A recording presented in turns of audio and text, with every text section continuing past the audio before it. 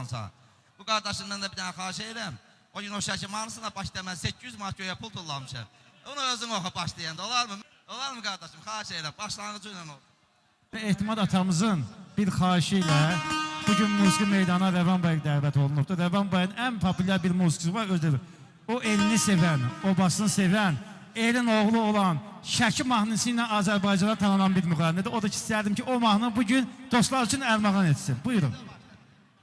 Allah sizləri var eləsin. İcazənizlə, səsləndirək mi mahnımızı?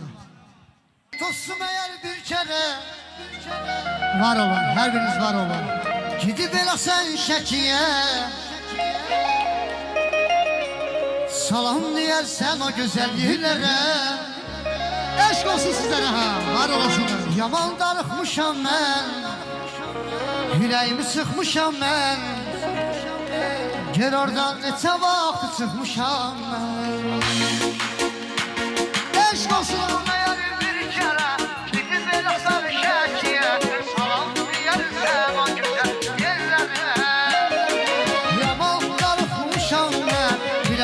Sıkılmışam ben, gel oradan neçə vaxt çıxmışam ben. Allah hər birinizi var eləsin, eşq olsun, var olasın.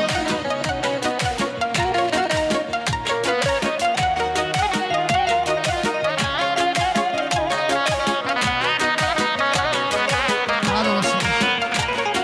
Şəkilmişsin hər hatırası gözəldir, suyu səfalıdır, havası gözəldir. Maşallah olsun belə göl dəyməsin, gözəldir Şəki havası gözəldir. Şəkimizin hər hatırası gözəldir, suyu səfalıdır, havası gözəldir. Maşallah olsun belə göl dəyməsin, gözəldir Şəki havası gözəldir.